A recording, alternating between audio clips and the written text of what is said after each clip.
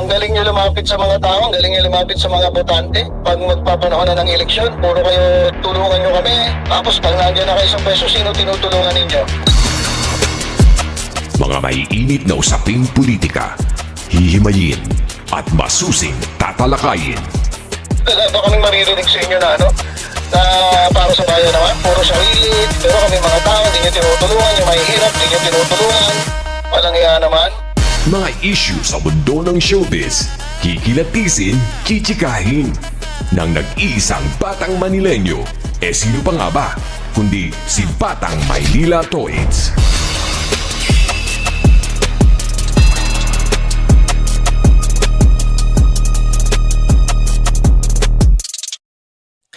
Alright, magandang gabi po sa inyong lahat mga kababayan. Batang Maynila Toits. Ay, pag-usapan natin itong nasa ating screen. Lakihan natin mga kababayan, lakihan natin. Yan. Okay. Sige nga, hulaan nyo nga. Sino yun nandyan sa ating screen? Sige nga po. Yung magaling po manghula dyan. Yan po nakikita natin sa screen ay dalawa pong magkaibang tao. Hindi lang po isa yan magkaiba po yan. Pero kung titingnan ninyo, grabe talaga, talagang halos identical eh. Diba sa ngiti, sa ilong, sa kulay. Grabe mga kababayan, Hindi kaya kambal ito. Kilala nyo ba guys kung sino-sino itong dalawang ito? Na sobrang magkamuka, na halos pinagbiyak na parang pinagbiyak na bunga talaga, grabe oh. Okay, pero alam niyo ba na napakalaki ng pagkakaiba na itong dalawang ito? Napakalaki po ng pagkakaiba. Kasi etong isa dito, alam na alam kung sino siya. Ibig sabihin, alam niya kung sa pinanganak, ano nationality niya, pinag-aralan niya, saan siya nag-aral, siya nag-high school, saan siya nag-college, ano yung naging trabaho niya. Pero itong isa rito, talagang hindi alam eh. Hindi kaya parte ito ng script. Diba di alam kung saan siya nag-aral, wala siyang records ng kahit ano. Kumbaga parang blankong-blanko yung kanyang biography. Biography tawag dun yung doon nakasulat lahat ng tungkol sa buhay mo eh. So isa dito, yung walang biography, ito namang isa, meron namang biography. So yan mga kababayan, grabe Ayan grabe, magkamukha eh. So ito, pakilala ko na sa inyo, yung dito po sa bandang kanan, kung tayo po nakaharap sa screen, yan po si Mayor Alice Guo. Etong mga kalimuting mayor dyan sa Banban.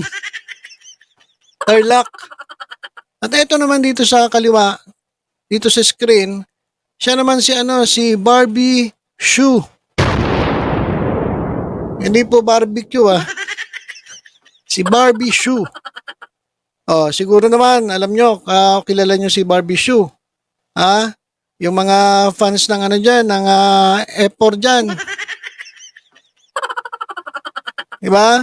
Yung nako, alam ko yan, pag pag Major Garden na, nagtatakbuhan na yan sa harapan ng TV. Major Garden na.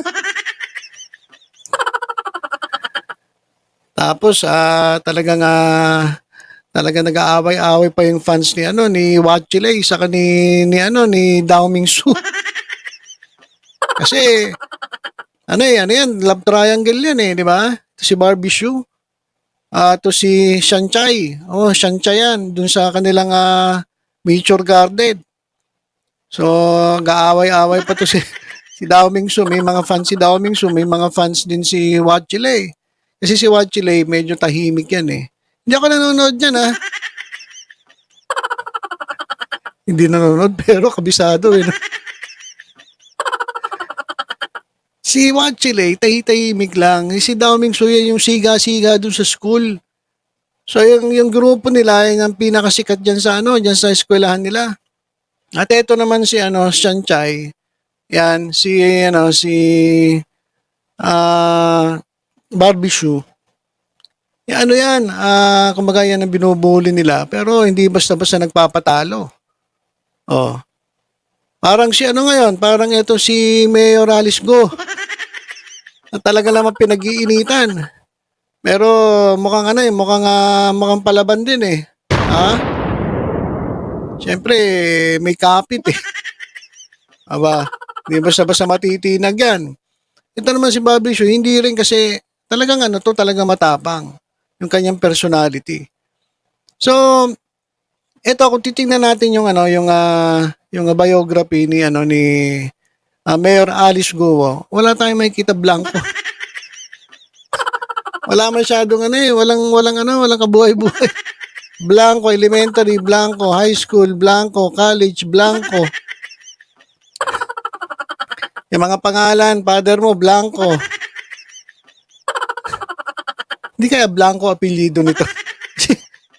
Yung papel niya, panay blanco eh. O ngayon, ito naman yung isa. Ito, pakita ko naman sa inyo itong halos magkamukha talaga guys. Grabe talaga eh. Nakakagulat eh. Hindi kaya nung natapos yung Nature Garden tumakbong mayor to si Shanchay. Tumakbong mayor ng Banban. Tapos ito na ito na pala si si Barbie Shoe. Hindi nga si Barbie Shoe to. Kasi kamukha, grabe talaga eh. Oh. Sino ba to? Tingnan nga natin yung background ni Barbie Shoe. Ito mo napakita ko muna sa inyo.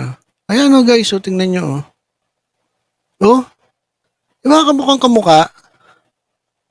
Kamukha ni Alice Go. Ayan Ayan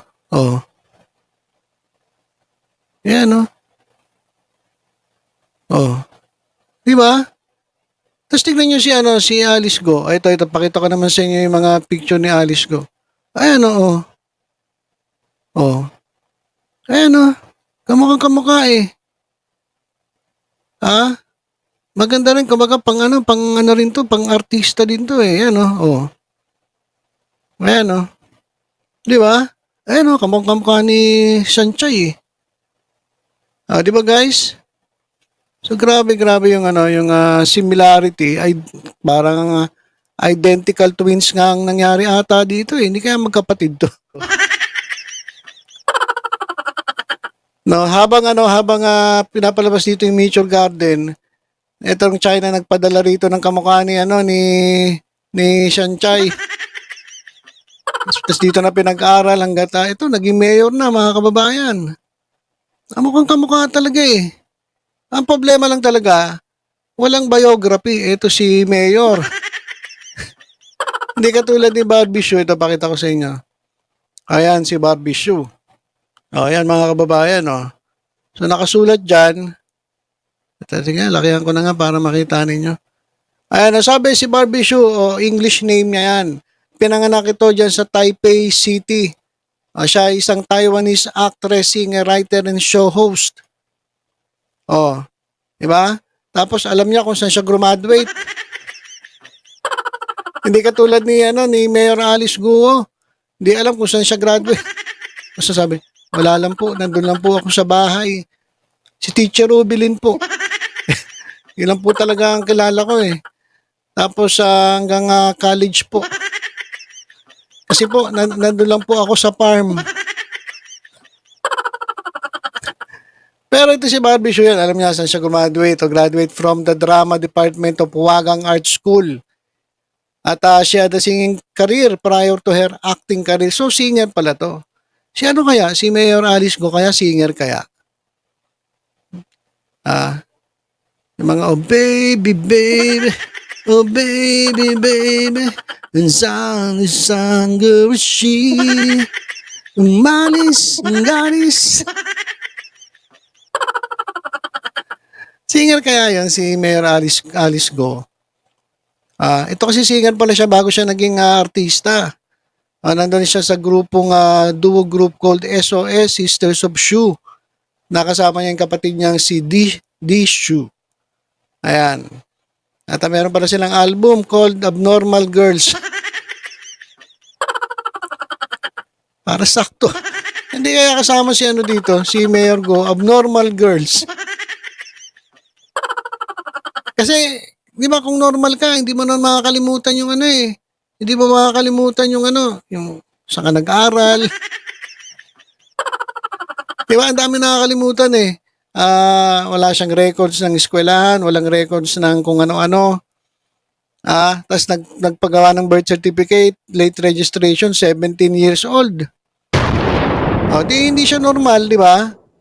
Mga member siya dito, Abnormal Girls ito. So, ito namang pangalan nila na SOS, pinalitan kasi di pwede SOS eh. Ano yan, pang emergency SOS eh. So, pinalitan nila ASOS. So, ito raw si Barbie Shoe ay, naging endorser ng Tissot Watches. Tissot ba tawag dyan? Tissot. Tissot Watches since 2005. At pumirma ng additional 3-year contract noong April 2008. So, nagkaroon siya siyang pelikula. Yan. Marami siya naging pelikula. Tapos,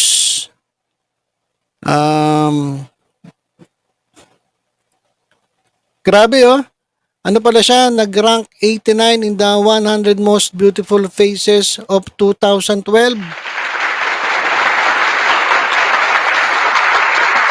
Grabe, isa pa rito sa pinakamaganda ng 2012 sa 100, number 89. So, ibig sabihin mga kababayan, yung beauty ni Mayor Alice Guo, pang most beautiful faces in the world. Problema lang ngayon, lumalabas, pasimuno ng pogo dyan sa pasimuno ng pogo dyan sa lugar nila. At ngayon, pinagbibintangan pang espiya daw ng China. So, yun ang pagkakaiba. Ito kasi si Shanchai, si Barbie Shoe, ay Taiwanese. Ito namang ay Pilipino raw pero may lahing Chinese. Itong si Mayor Alice Guo. So, pero nakapangasawa pala siya ng Chinese. So, November 16, 2010, nag-asawa siya. Si Wang Xiaofei, Chinese entrepreneur. At she has semi-retired from acting after her marriage. At wala siya ng trabaho. Kaya ito na, pumunta na at naging mayor ng Bamban na Tarlac. Hindi po. Joke lang po yun. So, ayan mga kababayan, yung pagkakaiba ng dalawa. Pero grabe talaga, magkamukha. Tingnan nyo naman yung duda ka talaga. Hindi kaya si Sanchay to. Yung naging mayor ng Tarlac. Grabe mga kababayan, parehas na parehas eh. Pagkakaiba lang talaga, kulang-kulang etong si Mayor Alice. hindi siya kulang-kulang Yung records niya kulang-kulang. Pero yung mukha nila, yung ganyang figure na mukha, kasama sa most beautiful faces in the world noong 2012. Grabe. So, tingnan nyo naman, talagang talagang grabe, magkamukha. So, yun lang mga kababayan i-share ko lang sa inyo na mag-isip tayo, baka ito yun, si Sanchay. Ito siya pala yung mayor ngayon ng Bamban Tarlac. At nasan si ngayon ang tanong, nasan si Wachile saka si Dao Mingsu? Yun ang hahanapin ngayon. Pero grabe yung yung sobrang parang identical twins itong dalawa. Di ba? Grabe So, ilang mga kababayan, tutok-tutok lang dito po sa Batang Maynila Toys sa iba pang updates. Ingat po tayong lahat. God bless po.